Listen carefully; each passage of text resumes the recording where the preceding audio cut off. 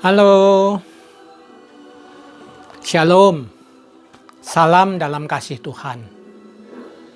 Renungan harian hari ini didasari dari firman Tuhan yang tertulis di dalam kitab Kejadian pasal 48 ayat 1, 2, dan 10. Sesudah itu ada orang mengatakan kepada Yusuf, "Ayahmu sakit."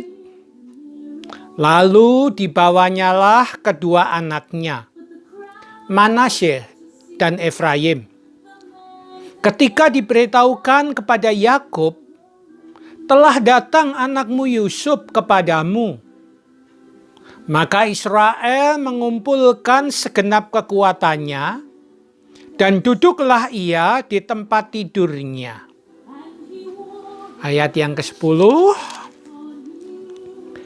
Adapun mata Israel telah kabur karena tuanya, jadi ia tidak dapat melihat.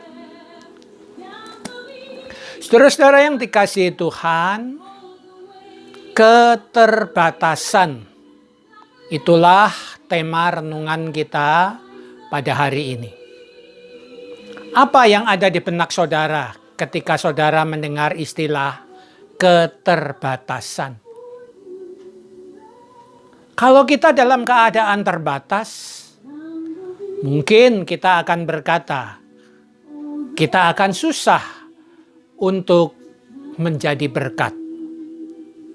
Bahkan seringkali kita mendengar istilah diberkati untuk menjadi berkat. Kalimat itu seakan-akan mau mengatakan kepada kita bahwa kalau kita menerima banyak berkat Tuhan, baru bisa menjadi berkat. Tapi bagaimana dengan realitas kehidupan kalau ternyata kita ada dalam keterbatasan? Masih bisakah kita menjadi berkat? Bacaan kita hari ini bercerita tentang kondisi itu. Dikatakan kepada kita melalui ayat yang baru kita baca, Yakub dalam keadaan sakit. Yakub sudah tua, penglihatannya sudah tidak jelas. Sakit, penglihatan tidak jelas, jelas merupakan keterbatasan.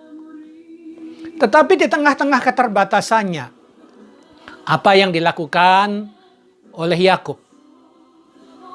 Di dalam ayat kita ini, kalau saudara membaca secara menyeluruh, diungkapkan kepada kita, ternyata yang dilakukan Yakub adalah dia memberkati.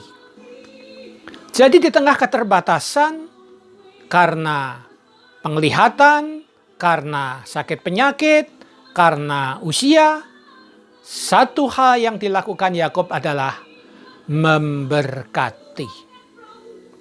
Bagaimana dengan kehidupan kita, saudara-saudara, di tengah-tengah pandemi virus corona saat ini?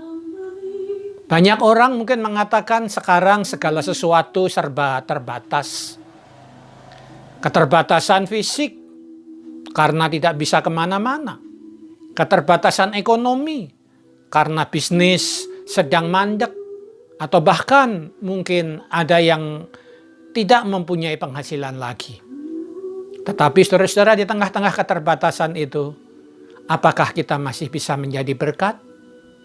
Itulah yang perlu kita renungkan pada saat ini. Kita bersyukur sebagai gereja Tuhan di Kebonjati, dengan segala keterbatasannya, kita telah berusaha untuk menjadi berkat. Amin.